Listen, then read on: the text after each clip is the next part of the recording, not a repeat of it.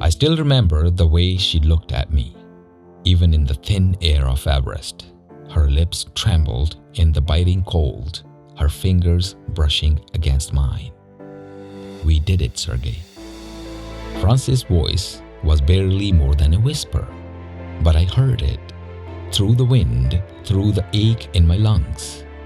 We stood on top of the world, not as two mountaineers chasing glory, but as two souls who had conquered every mountain together, in life and in love. But Everest was not done with us. It wanted more than our triumph. It wanted her, and it wanted me. I met Francys the way one stumbles upon a rare, untouched peak, completely by chance and utterly captivated. She wasn't like the others. She didn't climb for records or recognition. She climbed because the mountains called to her, the way they called to me. We married with the sky as our witness, our vows made on ridges and glaciers. Everest was always our dream, but not for the world, for us. She wanted to become the first American woman to summit without oxygen. I wanted to see her do it. Although I had done it before, many mountains without oxygen. "We'll stand on top of the world together," she had said. "I only care about standing there with you." And so, in May 1998, we set off for Everest, unaware that the mountain had other plans. Everest was unforgiving, but we were strong. Side by side, we battled through the Khumbu icefall, crossing deep crevasses on fragile ladders and steel trembling beneath our boots. We moved like one, as we always did, ropes tethering us, but love binding us tighter. The days blurred into cold, sleepless nights. The lack of oxygen made each breath feel like swallowing fire. Yet, every time I looked at her, she smiled, her eyes fierce, determined. When the final push came, I reached for her gloved hand, gripped it tight as we stepped onto the summit together. We had done it. And for a moment, we were infinite. Then the wind shifted, and I felt the mountain change. Descending a mountain is always harder. Every mountaineer knows this.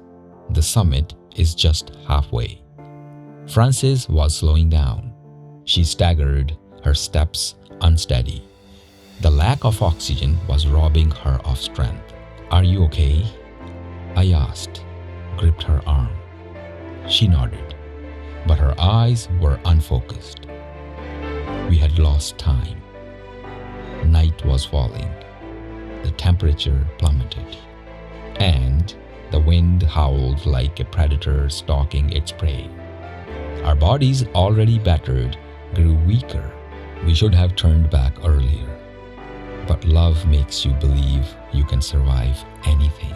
Francys collapsed just before the second step on Everest. Her breaths were shallow, her body shivering violently. I knelt beside her, wrapping my arms around her, willing my warmth into her frozen frame. "We need to keep moving, Francys." She tried to stand, but her legs buckled. I had seen this before. Hypoxia. The mountain was stealing her from me, breath by breath. I knew what I had to do. "I'll go down and get help. I'll come back for you," I told her. Her fingers clutched my sleeve weakly. Don't leave me." I remember when she said that. My heart shattered, but I had no choice. If I had stayed, we both would die. I kissed her forehead, pressing my face into hers, inhaling the faint trace of warmth still left on her skin. "I swear, I will come back for you," I told Francys. Then I let go. The descent was a blur of desperation and agony. Every step away from her felt like a dagger in my chest. I reached a lower camp, gasping for breath, screaming for help. But at this altitude, rescue was impossible. No one could climb in the night. No one could save her. No one. But I thought, me. I thought I could save her. Without resting, without thinking, I turned back for Francys. I climbed as fast as my body allowed, my muscles screaming, the cold sinking into my bones. The storm thickened. Visibility was near zero. The mountain blurred into one endless expanse of white. Then, the ground beneath me disappeared. As the ground beneath me disappeared, a misstep, a patch of unstable ice, and I fell. The world spun. My body tumbled into the abyss. The last thing I saw was the sky, dark and endless above Everest. And in the darkness, I saw her, waiting for me. They found me days later, my body still wrapped in climbing gear, frozen in time. They found Francys also, still sitting where I had left her, waiting for me. For years, she remained there, her face peaceful, her body encased in ice. They called her the Sleeping Beauty of Everest. But I know the truth. She wasn't alone. I was with her. I am with her still.